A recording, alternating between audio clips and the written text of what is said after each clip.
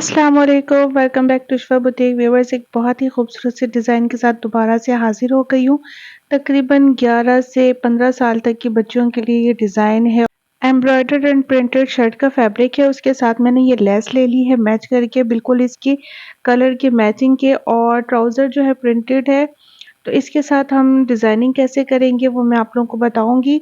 बहुत ज़्यादा डिटेल में नहीं जाऊँगी मैं, लेकिन आप लोगों को मेन इसकी डिज़ाइनिंग और जो मेजरमेंट्स हैं वो मैं आप लोगों को बता दूँगी। इसकी लेंथ मैंने शर्ट की 33 इंचेस रखी है और थोड़ा-सा बॉर्डर मेरे पास लगेगा, तो 36 इंच इसकी टोटल लेंथ आ जाएगी। और जो इसकी मैंने चौड़ाई ली है वो 13 इंचेस ली है। एक्चुअल विड्थ मैंने 11 इंचेस रखनी है, 2 इंचेस अभी मैं एक्स्ट्रा रख रही हूँ। और यहाँ पर मैं 4.5 इंचेस पे मार्क कर रही हूँ, ठीक है। यहाँ पर हमने पैनल अपना बनाना है और इस पैनल को मैं बिना कट किए ही बनाऊंगी, ताकि जो इसकी लेस है वो नीचे से भी कवर्ड रहे और इनकम्फर्टेबल ना हो। तो यहाँ पर मैंने इस मार्किंग के ऊपर क्रीज कर लेना है, ठीक है। और ये अच्छी तरीके से हमने क्रीज बना लेना है और इसके बाद फिर हम यहाँ पर अपनी जो है वो लेस वगैरह लगाएंगे। बिना कट किए हम इसको यहाँ पर काम करेंगे ताकि बहुत अच्छे से हमारी ये लेस अटैच हो जाए, ठीक है। अब हमने जो क्रीज बनाई है ना, इसके साथ साथ हमने अपनी लेस को रख के अटैच करना है, ठीक है।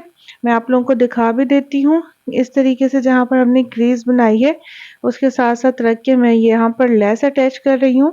और लेस की जो है ना, मैंने रॉन्ग साइड रखी हुई है और जो इसकी राइट साइड है वो नीचे की तरफ है। इस तरीके से हमने स्टिच करके इसको नीचे तक ले आना है। देन फिर हम इसको बिल्कुल आराम से पलटेंगे। थोड़ा सा मार्जिन इसमें जाएगा सिलाई का नीचे इस तरीके से, तो इसीलिए मैंने एक्स्ट्रा फैब्रिक रखा था ताकि सिलाई का मार्जिन वगैरह जाने के बाद हमारे पास एक्चुअल विड्थ आ जाए। तो इसीलिए अभी हमने कटिंग भी नहीं की, अपनी बाकी मेजरमेंट्स वगैरह नहीं किए। पहले एक दफ़ा ये हमारे पैनल्स रेडी हो जाएंगे, फिर उसके बाद हम उसके हिसाब से बाकी की मेजरमेंट्स करेंगे ताकि हमारे पास एक्चुअल मेजरमेंट्स सही आ जाए, ठीक है। ये इस तरीके से हमने पैनल पे लेस अटैच कर ली है।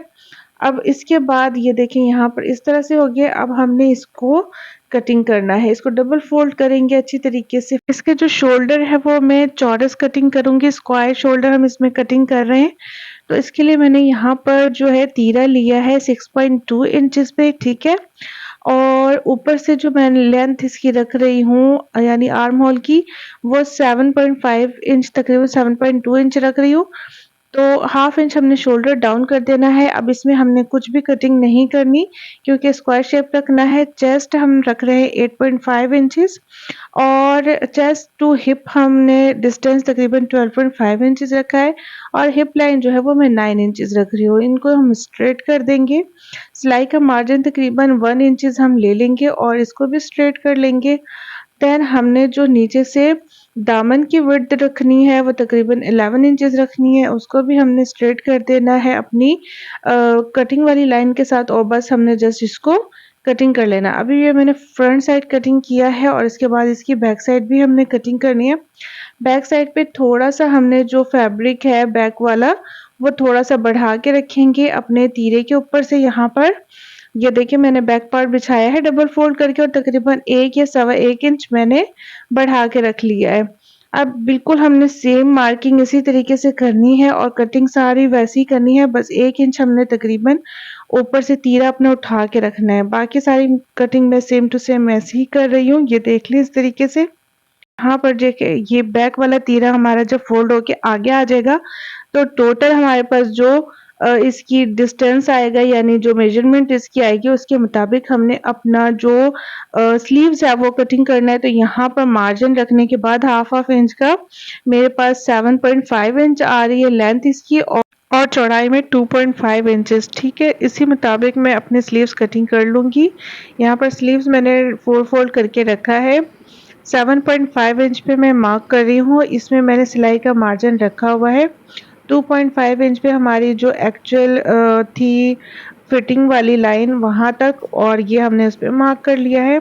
बाकी नीचे से हमने मोहरी अपनी जितनी भी रखनी है वो रख लेंगे। मैं 6.5 इंच रख रही हूँ, उसको मैं स्ट्रेट कर लूँगी इस तरीके से। अब इसको हमने बस सिंपल इस तरीके से कट कर लेना है, ठीक है। और जहाँ पर 2.5 पे हमने मार्क किया था उसको हमने कुटका लगा लेना है ताकि यहाँ तक ही हमने इसको स्टिच करना है अपने शोल्डर के साथ, ठीक है। ये बहुत ही आसान से हमारे जो स्लीव्स हैं वो कटिंग हो चुकी है। अभी हम नेक लाइन बना लेते हैं। नेक लाइन की विड्थ में ले रही हूँ तकरीबन 2.5 इंचेस और इसकी जो लेंथ ले रही हूँ 5 इंचेस और यहाँ से मैं तकरीबन पौना इंच लेके इसको इस तरीके से मार्क कर रही हूँ। इस तरह से हमने इसको वी बनाना है और फिर यहाँ से हमने जितना भी रखना है इसको इस तरह से कर्व देते हुए हम नीचे चले जाएंगे, ठीक है। अब यहाँ से मैंने जो टोटल डिस्टेंस इसका नेक का रखना है वो मैं आप लोगों को दिखा देती हूँ। यहाँ से कहाँ तक हमने रखना है, तो तकरीबन यहाँ पर मैं 14.5 इंचेस ले रही हूँ टोटल। जहाँ तक हमारी जो नेक लाइन है वो आ जाएगी उससे 1 इंच पे मैंने मार्क करके यहाँ तक मैंने कटिंग करना है, ठीक है। तो ये हम नेक लाइन अपनी कटिंग कर लेंगे इस तरीके से। ये देखें, थोड़ी सी इसके बाद मैंने और इसकी छांटी कर ली थी, हल्की सी और इसको ट्रिम कर लिया। इस तरह से हमने इसको ट्रिम करके निकाल देना है। ये कटिंग करने के बाद हमने इसको सीधी साइड रख लेनी है और जो इसकी बैक साइड है वो भी इसके ऊपर रखनी है और शोल्डर्स को हमने सबसे पहले ज्वाइन कर लेना है, ठीक है। शोल्डर्स हम ज्वाइन कर लेंगे। देन यहाँ पर मैंने फैब्रिक ले लिया है पट्टी बनाने के लिए इस तरीके से और जो इस पे फ्यूजिंग पेपर मैंने अटैच की है वो तकरीबन 2.5 इंच की और जो पूरी पट्टी मैंने ली है उसकी लेंथ ली है तकरीबन 36 इंचेस और पट्टी की चौड़ाई 3 इंच है। अच्छा, यहाँ पर मैं 2 कलर के धागे ले रही हूँ और उससे हमने इस तरीके से लाइंस लगा लेनी है। सबसे पहले मैं ऑरेंज वाला जो थ्रेड है वो यूज़ कर रही हूँ और इससे मैं लाइंस लगा रही हूँ। यहाँ पर आप लोगों को लाइंस वगैरह वाज़ा नहीं हो रहे लेकिन ओरिजिनल में ये काफ़ी ज़्यादा दिख रहे थे। और अगर आपके पास बारीक धागा हो तो आपने डबल करके लाइन लगा लेनी है। अगर मोटा धागा हो तो उससे एक ही लाइन लगा लेनी है। ऑरेंज वाला जो धागा था ना मेरे पास ये बिल्कुल बारीक वाला था तो इसको मैंने डबल करके लाइन लगाई है और जो पिंक वाली थ्रेड थी मेरे पास एम्ब्रॉयडरी वाली थ्रेड थी और इससे मैं आराम से इसको मैंने स्टिच कर लिया है। रोशनी की वजह से इतना ज़्यादा वाज़ा नहीं हो रही इस पे स्टिचिंग, लेकिन वैसे ये काफ़ी अच्छा नुमाया नज़र आ रहा था, ठीक है। इस तरीके से हमने करने के बाद 1 to 1 हमने लाइंस लगा लेनी है दोनों कलर्स के साथ। देन इसको मैं अच्छी तरीके से प्रेस कर लूँगी। प्रेस करने के बाद इसको हमने डबल फोल्ड किया और एक साइड पे ना मैं अपनी लेस अटैच कर रही हूँ इस तरीके से और साइड से ना जो वो हमने लाइंस लगाई थी वो बहुत अच्छी दिख रही हैं।